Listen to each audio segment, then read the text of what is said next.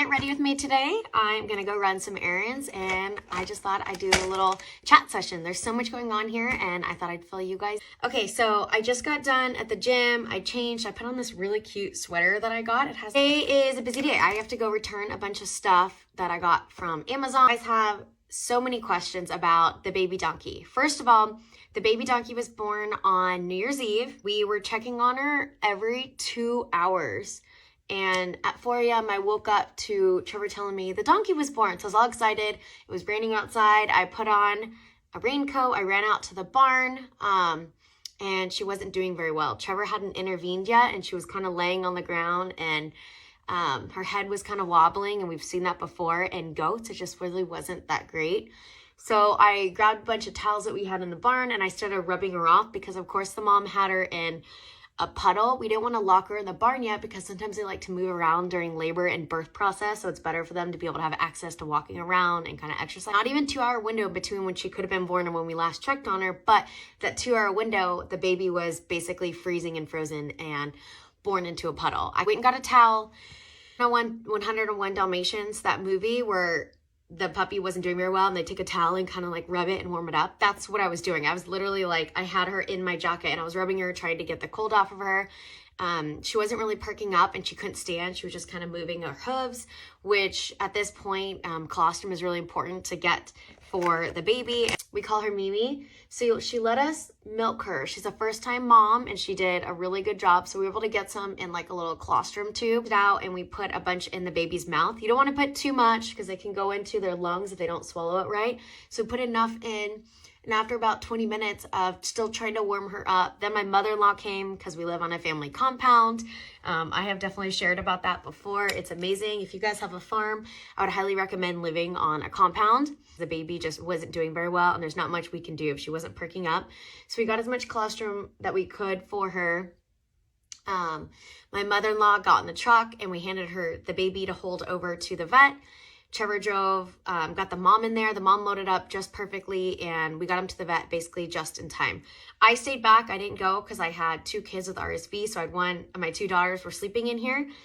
Trevor dropped them off at the vet. The vet said that the baby was extremely hypothermic. Their thermometer that they gauge animals with, she was below that range. She wasn't even at like 92 degrees, which your internal organs have to be at a certain temperature for them to even work and thrive.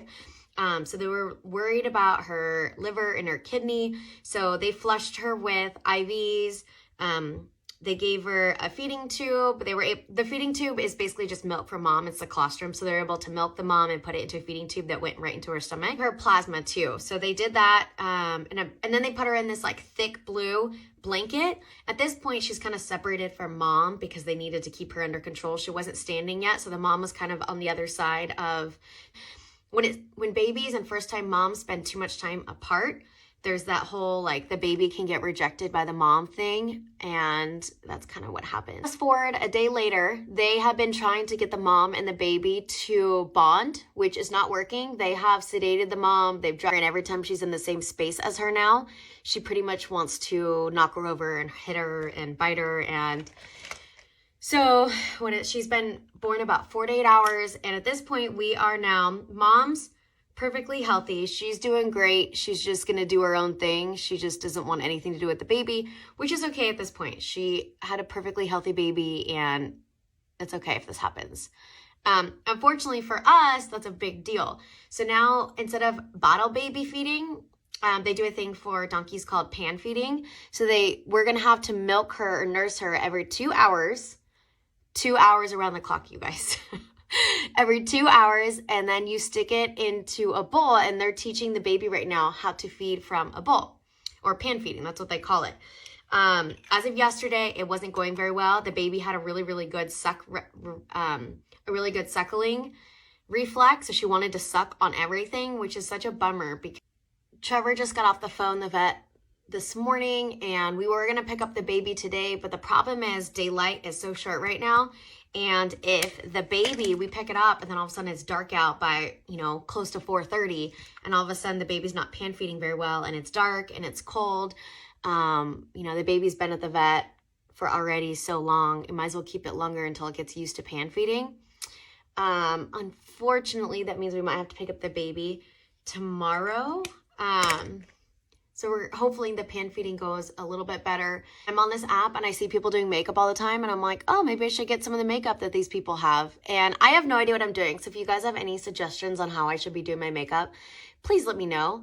Under my eyes because I'm a mom and I don't sleep very much, so there's bags under my eyes. So if you guys have any suggestions, let me know. I know it lists. I love that. I have it linked in my storefront if you guys are interested. It makes my eyelashes so long.